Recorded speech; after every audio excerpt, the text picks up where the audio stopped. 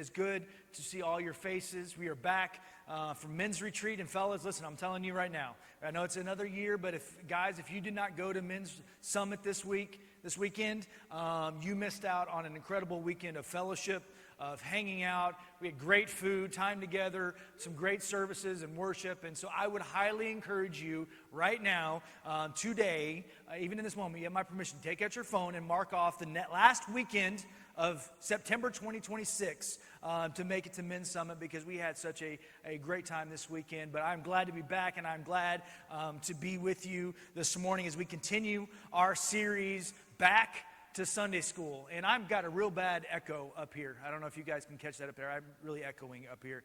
But we're in this our Back to Sunday School series. Several months ago, it kind of hit me how sometimes I'm guilty of when when I'm preaching or sharing something, and I will reference another person in the Bible, and I just assume that all of us know who these people are, or these individuals are in the Bible. And the thing is over the last year or two, we've had a lot of people coming into our church that don't have the same background as I did. You didn't grow up in Sunday school. You didn't hear these stories. And so you're trying to play catch up and trying to figure out what I'm talking about. And so we're doing this series, Back to Sunday School, where we are looking at heroes of the Bible.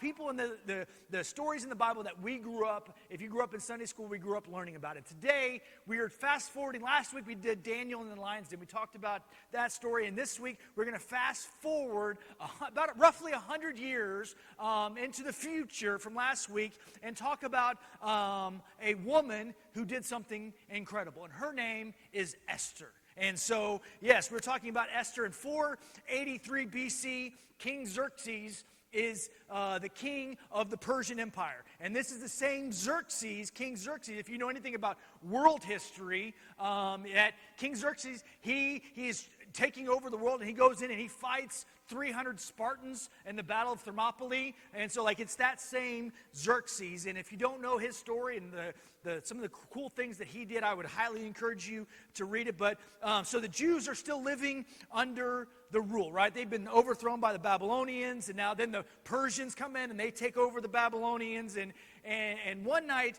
Xerxes, he's the king, and he's the most powerful man in all the world, right? He is the guy, and he is throwing this massive party, this massive banquet, and he's got all of his friends, and they're having a good time.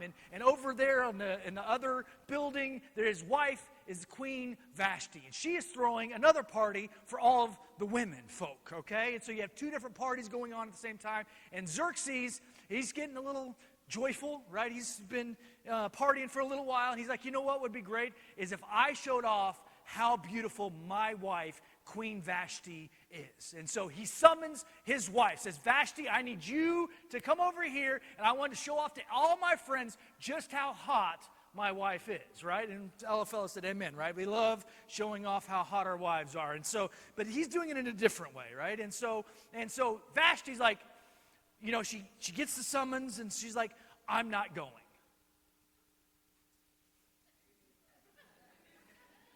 I'm waiting for my independent women to say amen. Now, here's the problem. 2,500 years ago, we were not quite as enlightened on women's rights as we are in 2025. And so Queen Vashti says, I'm not going. Now the king, this is the most powerful man in the entire world. His wife says, I'm not listening to your orders. He's got a problem. His wife disobeyed him.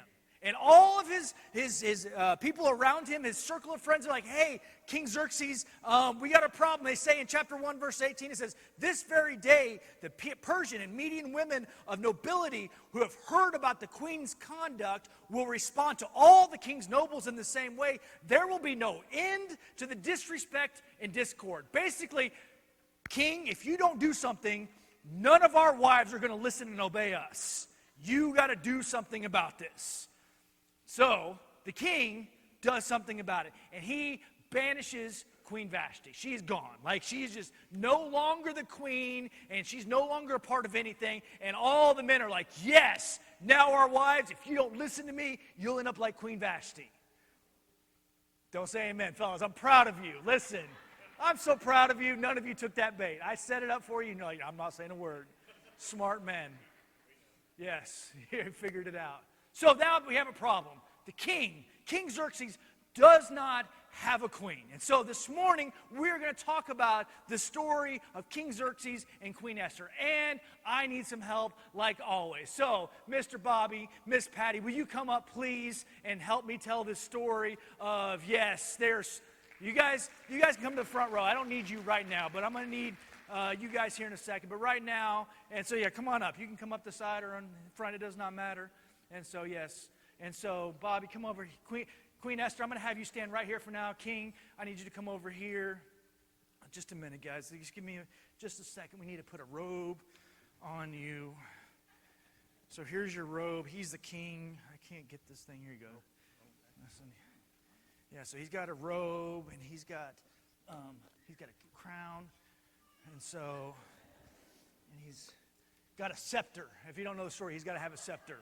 And so, I don't think he used the scepter on Vashti, okay? I think that was, and so the king is like, they have this huge, we're going to find the most beautiful woman in all the Persian Empire. There's like 50 million people in there. And so they had this massive search of who was the most beautiful woman in all the world. And so that is who we're going. And so they whittle it down to like 400 people. And for however long it takes, the king has just got beautiful woman after beautiful woman just coming by him. And king's like, nope, nope, nope, nope. Until one day, the beautiful Hadassah, a.k.a. Esther, she walks in and she comes over and before the king. And the king is just absolutely smitten with how beautiful she is. She is the most beautiful thing. Yeah, listen, he's the king. He can do whatever he wants. Nobody's going to stop him. Ryan and Megan, turn your heads, right? She is the most beautiful person he has ever seen his entire life. And he's like, she's the one. She is going to be my queen. Once again, 2,500 years ago, Queen Esther didn't have much of a say in any of this, okay? But we're just going to kind of gloss over that part of the story, okay? And so the king says, you know what? This is my queen. I'm going to make her my queen. She's the most beautiful woman I have ever seen in my entire life. And so he puts a crown on her head. You got to put it on her head, yes. Look how beautiful, yes. And he puts a necklace of nobility around her neck. See how good Bobby is with necklaces. Oh, he does it often. All right, good. And he puts these pretty pink gloves on her because it'd be fun. Yes, look at it. Listen. He doesn't have to do any of this like lovey-dovey stuff, but truthfully, Xerxes is blown away by Esther, her beauty and her presence, and so they become the new king and queen. And so, now, here's the thing about Esther. Esther, she is a Jew she's in exile, right? She grew up in exile. She is a Jew. She has lost her parents when she was young. Both of her parents died. She is raised by an uncle named Mordecai. And Mordecai tells her, hey, listen, whatever you do, when you go into the palace, do not tell anybody that you're a Jew. Keep that a secret. Don't tell anybody. They're not really great. They don't really love us a whole lot, and so we're going to keep that a secret. And so she becomes queen, doesn't tell anybody that she's a Jew. Now, one day, her uncle, Mordecai, he's sitting around, just hanging out outside the palace, and he overhears a plot to assassinate the king. And so the king, he hears about two of the bodyguards of Xerxes, like, we're going to kill him. And so he goes and he tells Esther, hey, Esther, they're going to kill the king. You need to warn him. So Esther goes to the king and says, hey, two of your bodyguards are going to try to kill you. My uncle, he told me about this. And so the king, he hears about it. He tells something about it. And he tells, he has his bodyguards, other bodyguards go and they arrest and kill the two guys. And so that part of the story is important for later. Okay, so you have Queen Esther, and now she, as much as the king loves her, he doesn't spend a whole lot of time with her on a day-to-day basis. It's not like us now, like, guys, we're just so in love with our wives, we want to spend every waking moment with her, right? So there are times, right, yes. So there are times that the king is by himself, and the queen, she's going to have to come over here just away from the king, okay? So king is like, I will call you when I need you, right? Like that kind of thing. All right? And so the king, he has an advisor named Haman. So who's Haman? Come on, Haman. Come on up. Haman, Hunter. Yes, that's you. We had this conversation earlier. So Haman is the king's, he is the number one most trusted advisor to King Xerxes. He's wealthy, he's rich, he's powerful, and he becomes the number one advisor to the king. Yes, so they are friendly. The king loves Haman so much that he says, you know what, everybody, you guys, listen, when you see Haman riding around, when you see him, everybody, I need you to bow down and show him honor and respect. And so Haman's like, yes, everywhere I go, people are just loving him. Now everybody did that except for one guy, a guy by the name of Mordecai. Mordecai, I need you to come up here now. All right, now Mordecai, he is Esther's uncle. And every single day, here, come stand like right over here. Just stand right here. Right? And so every single day, Haman would walk around and everybody would be like, oh, Haman, you're so great, you're so wonderful, we love you so much, except for Mordecai. Mordecai just ignored him. He refused to bow down to him. Every time Haman would walk by, it was just like nothing. I'm going to see how many times I can walk Hunter like this before he finally stops. Right? Nothing. And every single time Haman walks past Mordecai, he is angry that this guy would dare to refuse and to bow down and disrespect him. And so every single time, I don't like this guy. I do not, you don't go touch him. You just listen. This infuriates Haman so much that he comes up with a scheme not to kill Mordecai, to kill every single Jew in the entire kingdom of Persia, right? And so he goes to the king and says, hey, king, listen, we've got some wicked and conniving people. They're evil. They're mean. They're always trying to come up with schemes. And so they're a threat to your kingdom. We need to wipe them all out. And King Xerxes is like, that's a good idea. Like, if they're a threat to our kingdom, he's like, yeah, it's the Jews. We need to kill them all. And so the king's like, yes, let's do that. So chapter 3, verse 12 of the book of Esther says, then on the 13th day of the first month, the royal secretaries were summoned. They wrote out in the script of each province and in the language of each people all Haman's orders to the king's satraps, on and on and on. So basically, they send out this in the name of Xerxes that they are going to kill all the Jews on this specific day. Now, this is a doomsday message to the Jews. Like, they're going to kill us all. Mordecai, of course, hears this and is like, we've got a problem. We got to figure this out. So he sends word to his niece, the queen, and says, yes, that. Hey, they're going to do this. They're going to kill everybody. And the queen's like, I don't know. What am I supposed to do? Like, with all of this, like, what am I? And the king says, listen, or Mordecai says, just because you're in the palace, don't think that you're safe from all this. They're going to find out that you're a Jew, and they're going to kill you as well. Perhaps, maybe you were put into the palace for such a time as this. And so, and Queen Esther says, listen, I want to go do that, but if I walk into the throne room, and the king hasn't summoned me, he could kill me. And this is a problem for me. This is an issue for me. And so when Esther, and then in chapter 4, verse 12, that's when Esther's words were reported to Mordecai. He sent back the answer, do you think that you're exempt from this? Perhaps you were born for such a time as this. And so Esther says, you know what? You're right. I know I may die, but what I want you to do is I need you to have all of your people, all of your friends, all of our family and fellow Jews. I want you to pray and fast for me for 3 days. And in 3 days, I will go and see the king. So 3 days later, Esther, she goes, and so the king is sitting here now. He's in his throne room, and here's your scepter. All right, Haman, you're still here. Mordecai, you're over there.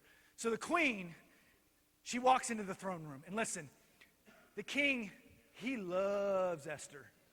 He is so infatuated with Esther. He just wants to give her kisses all the time. They're not listening. Haman's in the middle. Bobby, I'm setting you up here. The king is so in love with his queen that all he wants to do is kiss her all the time.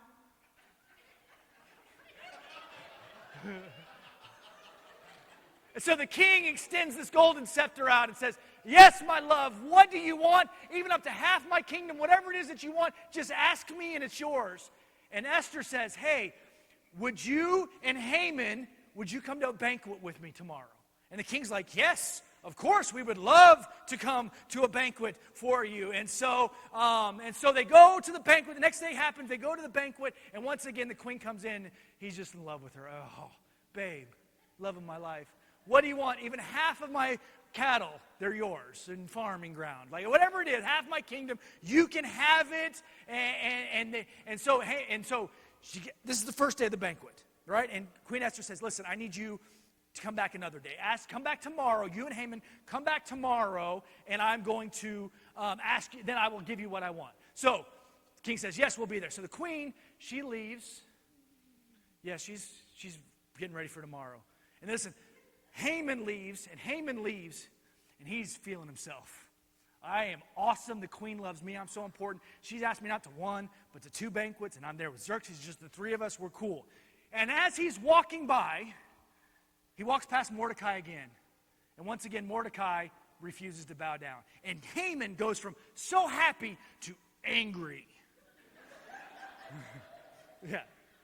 He goes so happy to angry, and he goes home and he tells his wife, hey, I've got, the people are so, they hate Mordecai, da, da, da. He's kind of a whiner, all right? Yeah, there we go. And his wife is like, dude, just kill him.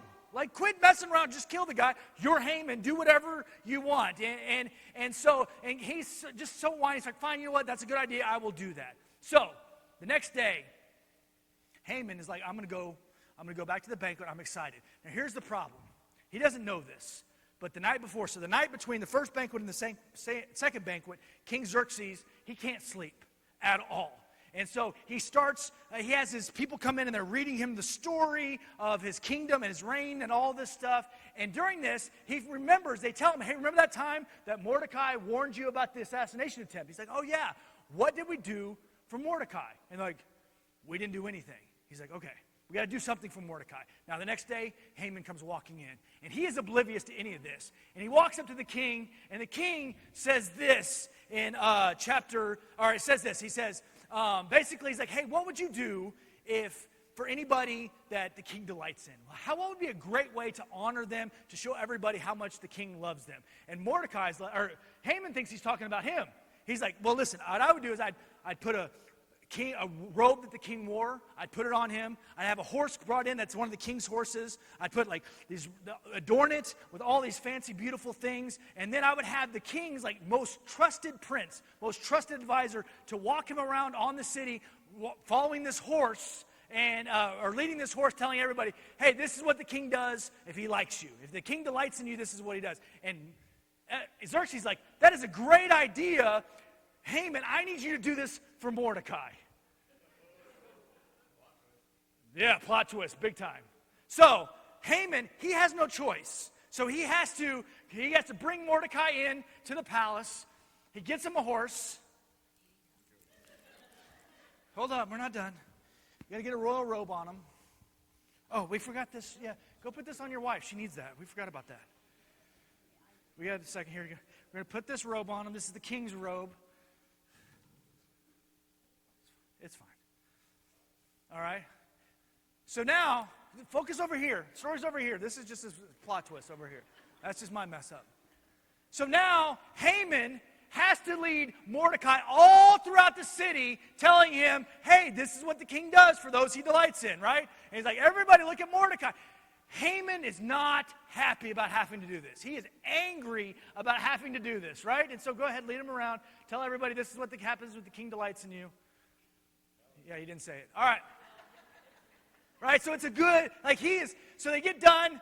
Mordecai, he goes home. You can put your horse away and your robe away. And Mordecai, he goes home, and once again, I'm angry. I have to do this. And he's telling his wife all these things, and he's like, I don't know what to do. I'm so angry. About that time, the king's messengers, they come and get Haman and bring him back to the king because it's time for the banquet.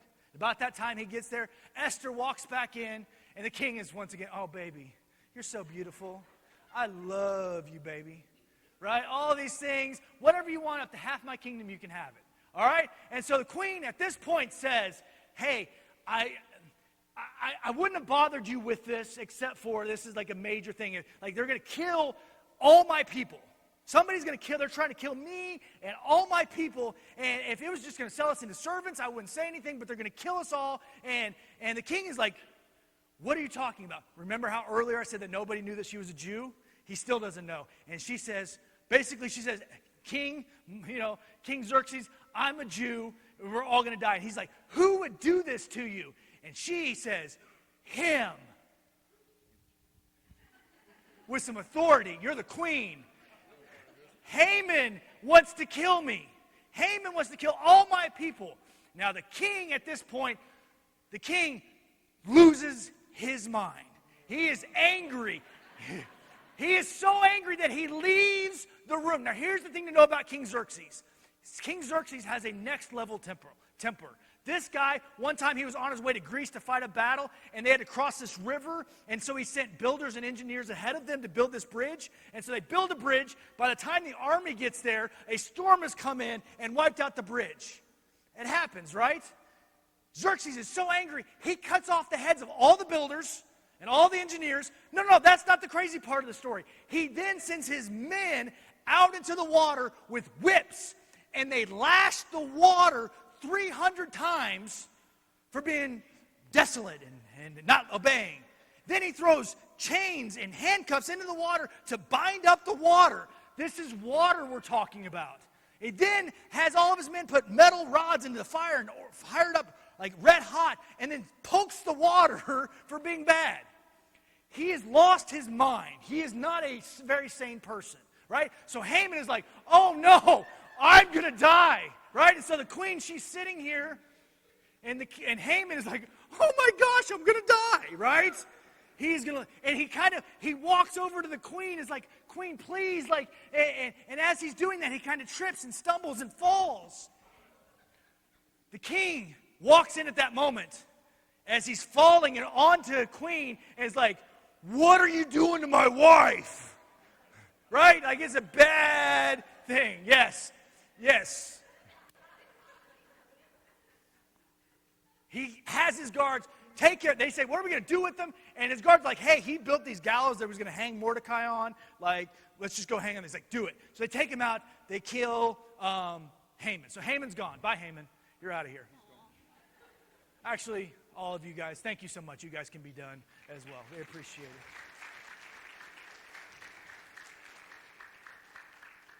Later that afternoon, Esther calls. She goes back to see the king, and she brings Mordecai, and she tells the king, this is my uncle, this is how we, all these things. And now here's the problem. Yeah, she's trying to steal my crown. Now, and they explain everything. Now, here's the problem. Remember, we talked about this last week. A Persian king, you cannot rescind an order. Even if the king changes his mind, he can't do anything about it. So what the king does, what he can do is Xerxes issues another decree that says, hey, if you're a Jewish person, and on this day when they can kill you, you can fight back with no consequences. Right? So that's the best that he can do. He can't stop them, but he does say you can fight back. And so that day comes several months later, and on that day, we don't know all the specifics of everything that happens. What we do know is 75,000 people, non-Jewish people, died trying to kill Jews, including the 10 sons of Haman who were trying to get revenge for their father. We don't know how many Jewish people died, but we do know that 75,000 people who were trying to kill Jews died, including the sons of Haman. So this story, it ends well for the Jews. It ends well for her people, and it's a great story. It's a wonderful story about a woman who will stand up for what she believes in and a woman who will stand strong. It's a young lady who is willing to put her life on the line to do what is right. She is an inspiration to everyone who reads her story. And I think there are several lessons from this that we can learn that they're just as applicable in today's world as they were 2,500 years ago. Because we all can admit at times, sometimes life doesn't go as planned. Right? Sometimes we have a plan for our life and we think it's going to go this way, and then it doesn't go that way. And Esther, she's a great example of this. She is a woman who, she didn't plan on her parents dying. She didn't plan on being queen. She didn't plan on being the person who would stand between potentially her entire people, her race of people being wiped out. And her story shows us that even when life is chaotic, God is still in control. When things seem random, God is still arranging. And God uses ordinary people to do extraordinary things to accomplish his purpose. And so we're going to talk about 3 different things this morning. We're going to be quick, all right? I know we're already at this time. We're going to go through them quickly, all right? The first thing that we can learn is God's providence puts us in position. Here's something interesting about the book of Esther. Not one time in the entire book is God mentioned by name, specifically.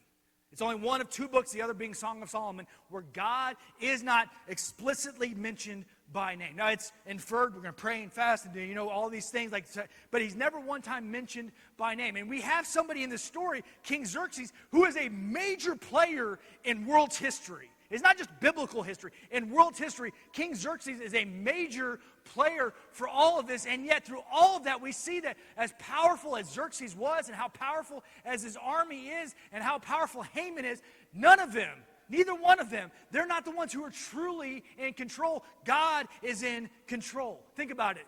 The Persian Empire has 50 million people to choose from, and for when the king is looking for a new wife. 50 million people. And out of the 50 million, they pick 400 randomly out of that. And out of the 400, Xerxes picks one, Esther, to be his wife. And that person, that Esther, that one woman, not only is she Jewish, she has she has an uncle who is in position to hear about assassination attempt on the king's life and warn and get things back and forth. Throughout all of the story of Esther, we see God arranging the pieces, putting the pieces in place to accomplish his purposes. He's made a promise to David and Abraham and Isaac and all of these things, and people are like, we're going to continue on through your life. And yet we have a potential here with Xerxes, with somebody who might eliminate all that, and God is still working to accomplish his purposes. Haman couldn't stop him. Xerxes couldn't stop him. There's no miracles in this book. There's no angel in the lion's den. There's no fish swallowing a prophet. No walls of Jericho falling down. Just God sovereignly working behind the scenes. Haman wasn't in charge. Xerxes wasn't in charge. God was in charge. And here's the takeaway. Life can sometimes feel like we are trying to fit together a puzzle. Where does this piece go? Where does that piece go? And when we did that, when we try to do it on our own, we kind of mess things up. But we need to remember that there's a divine architect who is putting every piece of your life in place. And if you belong to him, if you walk according to his purpose, if you walk in his love, he is working out his perfect will in all situations, and you can rest in that. If you will stop and allow him to be the one who guides you and leads you. Esther, I am sure at times, why did this happen? Why did that happen? How did this happen? And yet she trusted God enough in the process to say, all right, God, I don't know what the plan is, but I'm going to trust you through it. And look where it ultimately led her. Because here's the thing, because just like back then, same is true today. God is still on the throne. Yes, we live in challenging days. The world is full of chaos and uncertainty, but there is no chaos and uncertainty in God's kingdom because he is the one who is controlling it all. The divine architect is still at work ordering our lives for his eternal glory. Just look at Esther. Every single detail of her life, every decision, every circumstances, they're divinely orchestrated. Providence, here's the thing. Providence doesn't mean life will always be easy. God's plans, if he is in control and he is the one orchestrating everything, just because he's doing that does not mean that life will always be easy. It means life will always be purposeful. Everything that you're doing, every place that you're at, every position you are in, every job that you have, every relationship and friendship and connection that you make, there is a purpose, there is a kingdom purpose behind it. Maybe the things that you thought were setbacks were actually set ups for something greater in the future. Because God knows what comes next, and I can look back so many times in my life where it's like, God, I want this, or I thought this was right, or I wanted to go here. God, why are you closing these doors? And I get angry or frustrated in the moment, but then I look back and be like, God, thank you for shutting that door. Thank you for that setback that I thought I experienced. It was actually you setting me up for something better because God knows best. And if we will truly submit to that, he will always lead us to where he wants us to go. So just because there's always purpose in our life. Second point is this: courage over comfort. When Mordecai explained the danger to Esther, she had two options: remain silent, protect herself, and hope for someone else to step in, or risk everything, approach the king, and trust God with the outcome. She could have said nothing. I'm safe here. The king, he loves me. He's infatuated with me. right? He loves how much, he thinks I'm the most beautiful person in the world. And maybe if I just keep quiet, nobody will say anything. She could have played it safe. She could have said, you know what, maybe somebody else will do it. No, she said, I can't play it safe. I can't trust somebody else. I have to do what God has called me to do. And her first reaction, it was hesitation. She knew the law. If I walk in there and the king is in him, he one time whipped the water for being water. He one time poked hot metal into it for not obeying him. Like, he's not real rational. He's got this rage. If I walk in and catch him in a bad mood, he could kill me. But I'm going to do it anyway because I have to do something. I know this is going on. I have to be the one to step in and do something. This was not just uncomfortable for her. It was life-threatening. But Mordecai reminded her, silence is not safety. Comfort was not an option. God placed her in the palace for such a time as this. And Esther's response becomes one of the greatest statements of faith in the entire Bible. If I perish, I perish. She said, I don't know what comes next, but I do know that God has asked me to do this. He has called me to do this. He has set me up for such a time as this. So whatever happens next, I'm good with because I'm going to walk in faith with God. Courage means facing fear, not escaping it. Courage is not the absence of fear. Esther was afraid. She said, I don't know if I can do it. She was afraid. She admitted the risk. But courage is doing what is right in the face of fear. Here's the thing. Comfort always looks easier in the moment. But it comes at the cost of obedience. Esther risked her crown, her comfort, and even her life for obedience. So as much as the cost of courage may seem, or the cost of comfort may seem easier in the moment, the cost of courage is temporary. The reward of obedience is eternal. So if I'm going to be comfortable right now, it's going to make things life right now. But if I'm not walking in obedience, in the long term, obedience is what is going to be the biggest reward. I can be safe right now, but I'm sacrificing what might come in the future. When we choose courage, we align with God's purposes. We grow stronger in faith. We inspire those around us, and ultimately, God's glory is revealed. Yes, courage can bring setbacks. You might lose relationships. You might get fired from a job. You might not get the promotion that you were hoping for. You may have people walk out of your life, but here's the truth. While courage feels costly, comfort costs more. Silence brings regret. Fear steals opportunities, but obedience brings blessings. If Esther would have allowed her fear to overcome her courage, she would have lost the opportunity to be a part of what God was doing. Courage does not equal easy, but it aligns us with something that is higher than us. It allows us to be participants in a greater purpose. Now, one last thing on courage.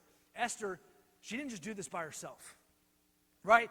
Mordecai didn't tell her, hey, you need to go do this. And she's like, all right, I'm going to go do it. No, what did she do? In chapter 4, verse 15, it says, or 16, go gather together all the Jews who are in Susa and fast for me. Do not eat or drink for 3 days or nights. I and my attendants will do the same as you. When this is done, I will go to the king, even though it is against the law. And if I perish, I perish. Esther, like, I have a moment in my life where it's going to require great courage on my part. I need a group of people around me to help me get through this.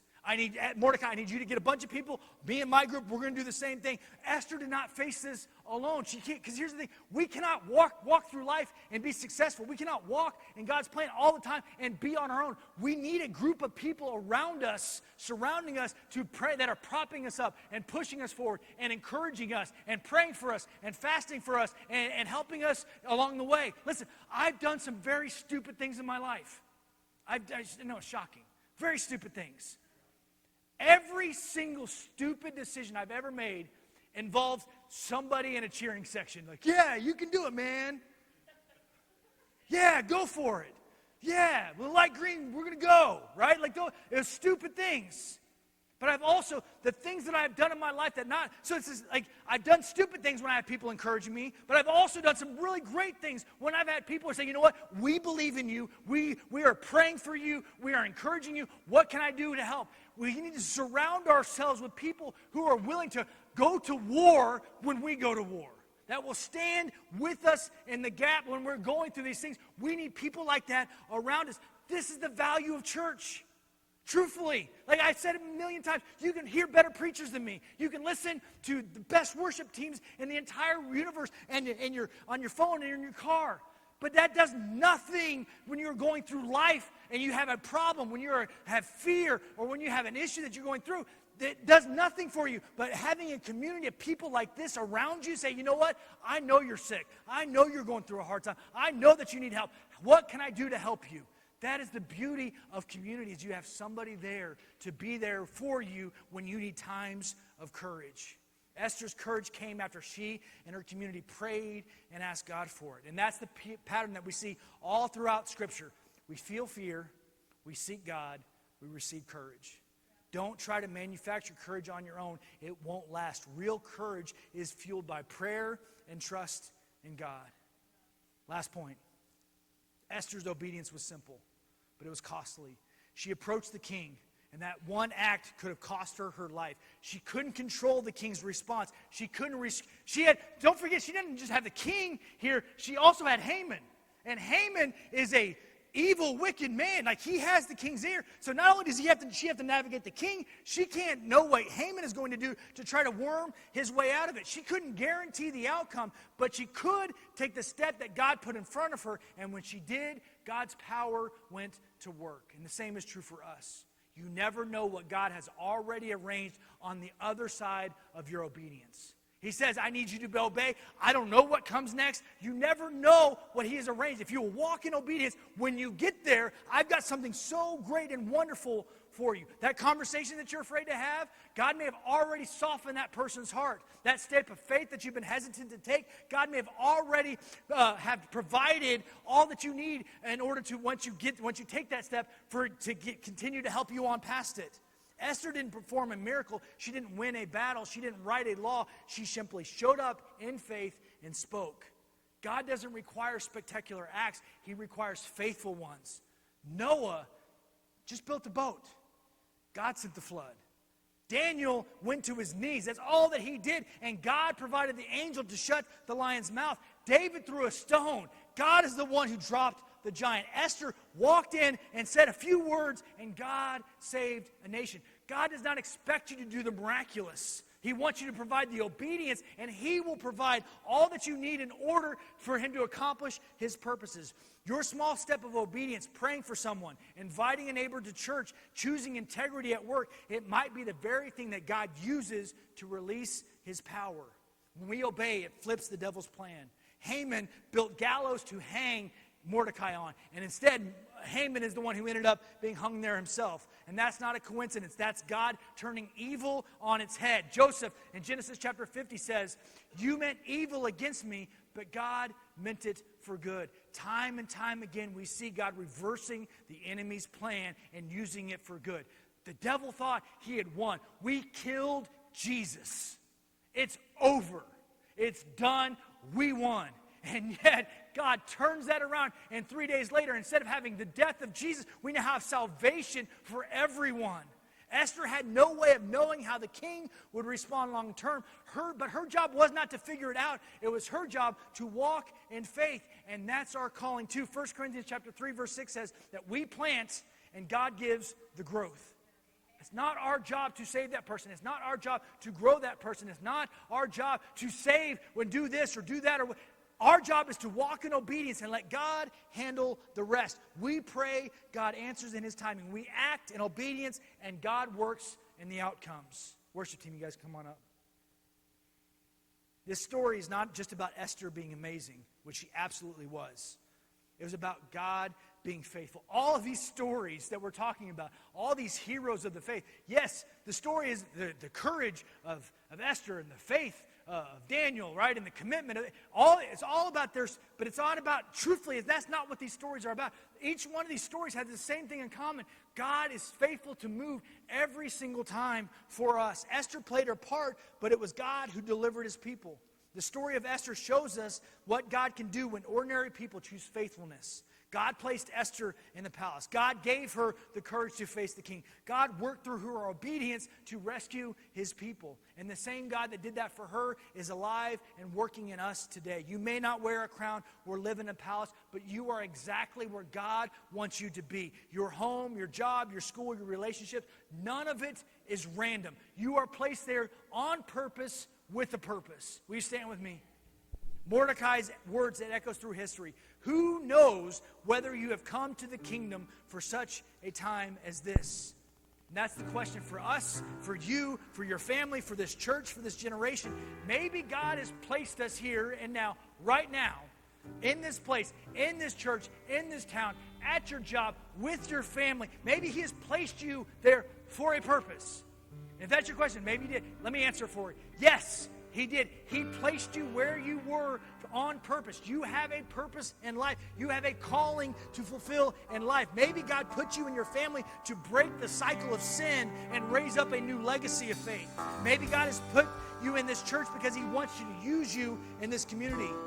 You don't have to have it all figured out. You don't have to be the strongest or the smartest or the most qualified. You just have to have the courage of Esther to say, if I perish, I perish. All right, God, I don't know how this is going to work when I walk into this room. When I put my foot down, when my job is wanting me to do this, and I refuse to do this because it goes against my morals, it goes against my conscience, I don't know what's going to happen, God. So whatever happens, I'm going to trust you. Maybe that's what God wants you to do. And I don't know if I invite my neighbor to church, they might think I'm weird. They might. But they also might say, you know what, I'd love to come to church with you. You might change the direction of their family. God has placed you and me and us here for a purpose, for a reason, for such a time as this. And we cannot allow fear or worry or, I don't know what's going to happen. If I do that, no. If I perish, I perish. If they make fun of me, they make fun of me. If I lose my job, I lose my job. If I lose this friendship, I lose this friendship. If this person won't speak to me again, then they won't speak to me again. But I have to do something because I've got to be obedient to what God is calling us to do. We need to have courage over fear. We need to walk in obedience. And we need to understand truly God is orchestrating all of it. None of this is random. None of this is random. We are here with a purpose, on purpose, to do something for God's glory. Because that is ultimately what he wants. Is he wants his glory to be shown throughout all of it.